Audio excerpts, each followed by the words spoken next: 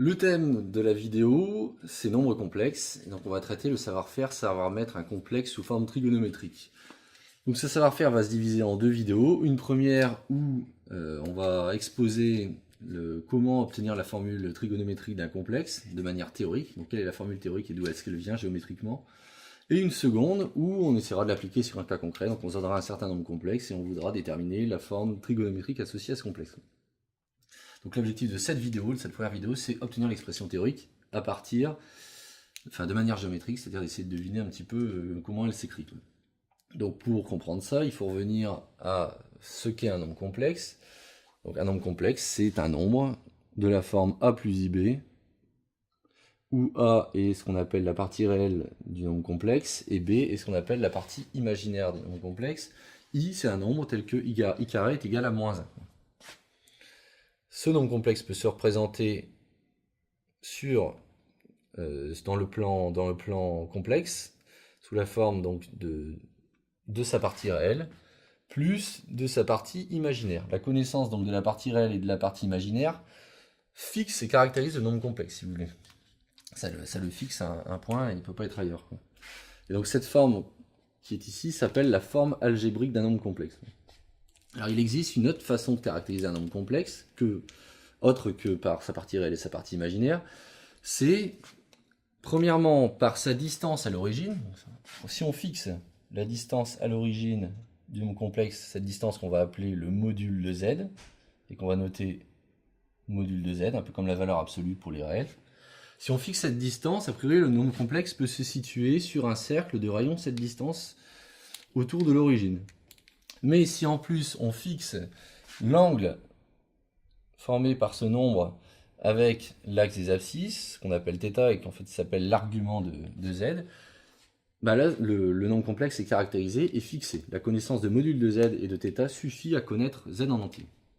Donc la question qui se pose naturellement, c'est quelle est la correspondance entre la formule algébrique et la formule trigonométrique qui sera associée en fait à ces deux objets qui sont le module et l'argument.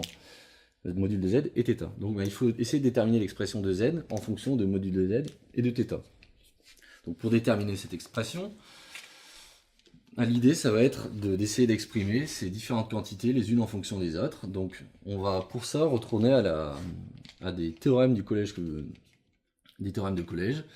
Donc pour déterminer le module de z, ce qu'on remarque ici, c'est qu'on est en présence d'un triangle rectangle, un triangle dont la longueur ici est égale à A, et la longueur ici est égale à B. Ce qui fait que le module de z, on va pouvoir l'exprimer en fonction de A et B comme, d'après le théorème de Pythagore, comme la racine carrée de A carré plus B au carré. Donc on a déjà une première relation entre le module d'un côté et les parties réelles et parties imaginaires de l'autre. Et ensuite, pour déterminer θ, on va essayer de considérer les résultats trigonométriques qu'on utilisait au collège, c'est-à-dire qu'est-ce que le cosinus d'un angle et qu'est-ce que le sinus d'un angle. Donc le cosinus de θ, rappelons-le dans un triangle rectangle, c'est le côté adjacent sur l'hypoténuse.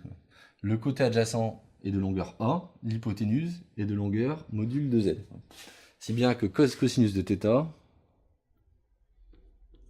c'est en fait le côté adjacent sur l'hypoténuse. De même, sinus de θ, c'est pas le côté adjacent, mais cette fois-ci, c'est le côté opposé sur l'hypoténuse. Et le côté opposé, il a cette longueur-là, et cette longueur-là, c'est rien d'autre que la longueur B, comme ici, c'était la longueur A. Si bien que sinus θ, c'est B sur module de z. Donc là, on a trois relations qui relient le module aux parties réelles et imaginaires, l'argument θ aux parties réelles et aux parties imaginaires. Bon, la question maintenant, c'est comment est-ce que je peux exprimer z grâce à tout ça. Voilà. On peut remarquer qu'ici, cette relation entre le module, l'argument et A peut être retournée, c'est-à-dire qu'on peut exprimer A en fonction du module et de l'argument, c'est-à-dire que module de A est égal à module de z fois cosinus de θ, et B est égal à module de z fois sinus de θ. Pourquoi avoir fait ça? Parce que tout simplement, maintenant, Je connais mon expression z en fonction de a et de b, il ne me reste plus qu'à remplacer le a et le b par les valeurs en fonction du module et de l'argument. Et ainsi, on aura caractérisé notre nom complexe par ces deux quantités, module qui représente la distance à 0 et l'argument qui représente l'angle à l'axe de la partie réelle. Ainsi, on obtient à la fin que z, c'est a plus ib, mais du coup, comme c'est a plus ib, je peux remplacer a par sa valeur, c'est-à-dire module de z cos θ,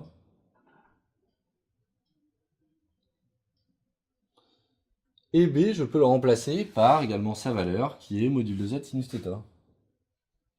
Si bien que, lorsqu'on va factoriser par le module de z, qui est une quantité qui intervient dans les deux termes, on va se retrouver avec module de z, facteur de cosinus θ, plus I sinus θ.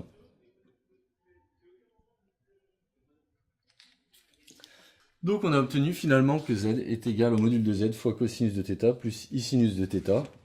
Donc c'est le moment d'introduire la définition de ce qu'on va appeler exponentielle Iθ.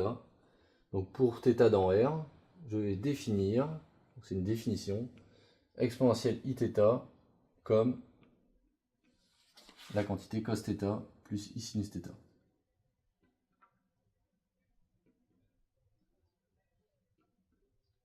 Ainsi, donc ça c'est ma définition, le nombre complexe z va pouvoir s'écrire sous la forme, donc z,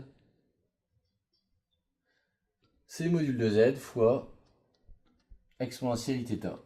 Et c'est cette formulation-là qu'on appelle la formulation trigonométrique d'un complexe. Donc qu'est-ce qu'elle représente géométriquement? Elle représente que z, il est à distance module de z de l'origine, et l'exponentielle θ représente une rotation d'angle θ par rapport à l'axe des abscisses, l'axe des parties réelles. Et donc voilà qui clôt la première vidéo sur l'expression théorique de la forme trigonométrique d'un complexe.